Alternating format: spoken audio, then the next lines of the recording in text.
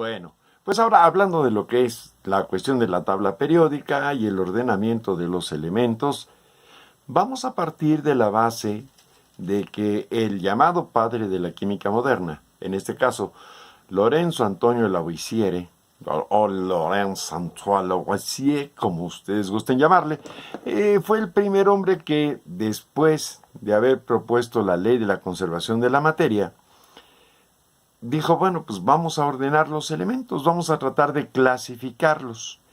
Y él es el que propone que los elementos sean clasificados en metales, no metales y metaloides o metales de transición. Él en los 34, 35 elementos que en ese momento se conocían, estamos hablando de antes de 1792, cuando obviamente lo decapitan, este hombre hace toda una serie de propuestas. Y entre ellas es el clasificar a los elementos. Primero, Lavoisier, él los clasifica en metales, no metales,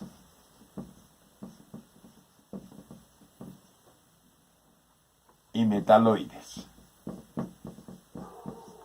de acuerdo a sus características físicas, porque bueno, muchas características químicas no eran tan conocidas, pero de acuerdo a esto él va tratando de lograr una clasificación.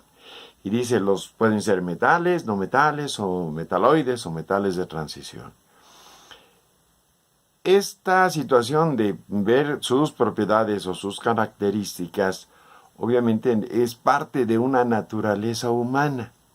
Nosotros clasificamos de manera común muchas cosas. Por ejemplo, si hablamos de los juguetes que más nos gustan, o los juegos que más nos gustan, o las personas que más nos agradan, las que no nos agradan, los que nos agradan más o menos, con quienes podemos jugar, con quienes no. Vamos, en todo lo que hacemos hay una forma de clasificar. Bueno, los científicos lo intentan de alguna manera, pero siempre tenemos, como les decía también en la historia de la química, siempre tenemos personajes que preguntan y que hacen toda una serie de cuestionamientos con respecto a ¿y por qué los pones así? Por ejemplo, los metales, ¿por qué son metales? ¿O por qué no son no metales? ¿O por qué son metaloides? Recordemos que conocemos muchas cosas a las cuales, por ejemplo, pues las tenemos como naturales.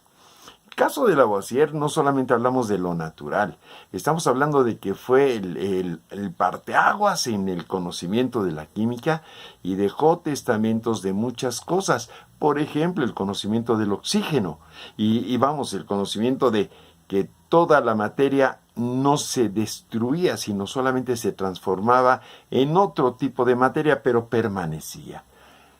Esto es por el caso de todas las cosas, nosotros podemos pesarlas o buscar una cuantificación en peso.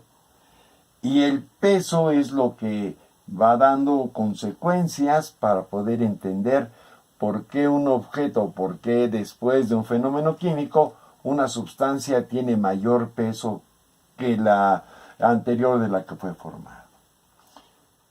A esta situación de organización de los metales, después, en 1800, por ahí 1817, entre 1810 y 1800 viene un señor llamado Johann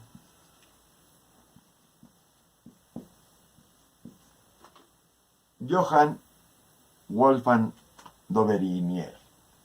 Él propone, después de hacer análisis, lo que serían las llamadas triadas. Esto es, usar 3 elementos como parte de cierta condición, en este caso, tanto en propiedades y características, y hablando de lo que sería el peso de los elementos, el peso que estamos comentando de 1800, entre 1810 y 1820, Obviamente no se había hablado en ese entonces ni de protones, ni de neutrones, ni de nada, de todo eso estaba fuera de orden. En ese entonces se seguía la teoría atómica de John Dalton, que eran los átomos, eran esferas sólidas, que obviamente tenían solamente la unión o la medio separación o la separación en los diferentes estados. ¿Qué es lo que se hacía aquí? Bueno, pues se pesaban diferentes tipos de compuestos y de ahí se definía o se detenía cuáles eran los que pesaban menos, los que pesaban más.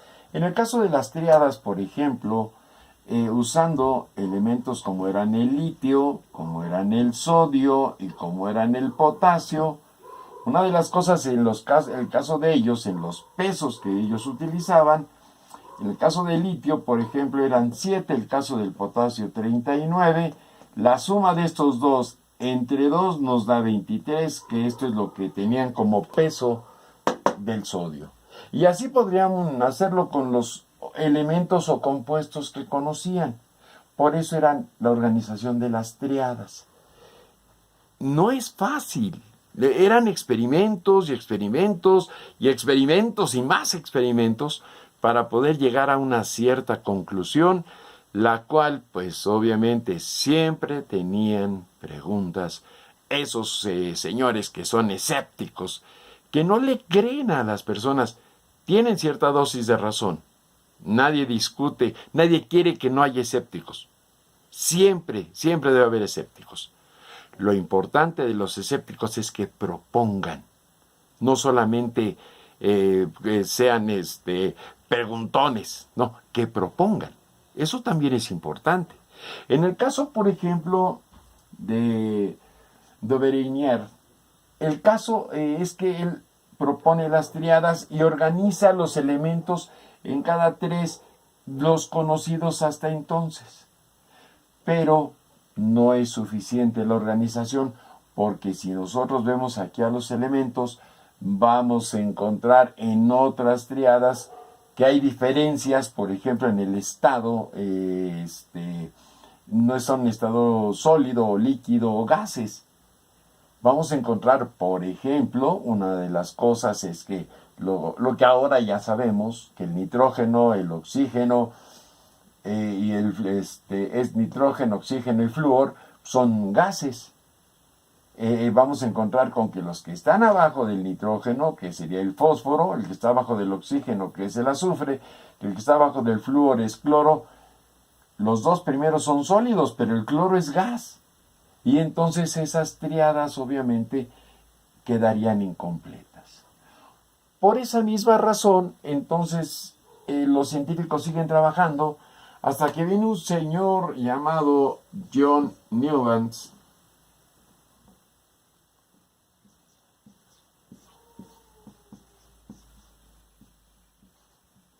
y él propone algo que se llama ley de las octavas, que es el organizar también con el peso atómico lo que sería a los elementos, pero cada 8 elementos, el octavo elemento se repetía con características del primero. Esto es, si hablamos del litio, estamos hablando del magnesio, estamos hablando del boro, estamos hablando del carbono, estamos hablando del oxígeno, estamos hablando del flúor. Llevamos 1, 2, 3, 4, 5, 6. Me falta uno. Tenemos razón, aquí es el nitrógeno, después el oxígeno y después el flúor, que ya son las 7, en este caso, 7 pequeñas columnas en una sola, en un solo renglón. El siguiente elemento, sodio, tenía características de litio. Perdón, aquí no es magnesio, aquí es el berilio. El que sigue del berilio es el magnesio, el que sigue del boro es el aluminio, el que sigue del carbono es el silicio, del nitrógeno es el fósforo, del oxígeno es el azufre y este es el cloro. También aquí tenemos esto y resulta que el que sigue del cloro es el potasio. Y el potasio, el litio y el sodio tienen las mismas características. A esto se refería Newlands con respecto a las octavas, que después del octavo elemento las características se repetían. Todo esto en función del peso de los compuestos y del análisis que hacían con respecto a los compuestos. Es la forma en la que se trató de clasificar a los elementos, pero había también toda una serie de cosas que no se podían explicar. Y no se podían explicar en función solamente a la masa atómica, sino cómo ordenarlos de tal forma que los metaloides, que eran los que realmente causaban un problema, tuvieran esa posición de características.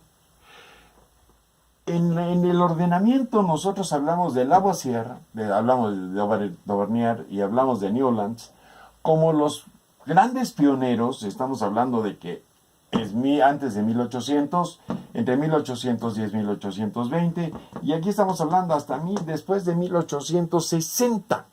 O sea, pasan muchísimos años para que se sigan proponiendo cosas.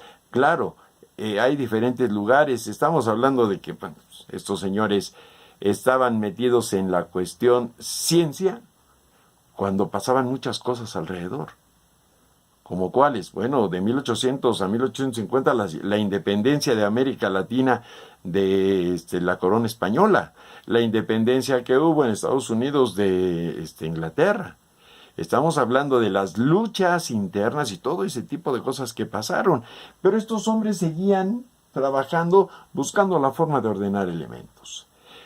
Estos son los primeros ordenamientos en función del peso, así del peso atómico, del peso, bueno, no del peso atómico, es del peso que tenían relacionado obviamente con las formas, los sistemas que se utilizaban.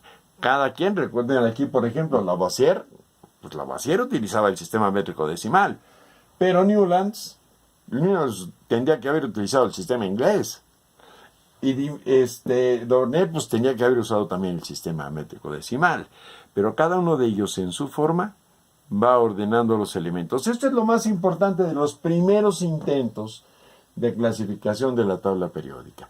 Vamos a ir conociendo, sí.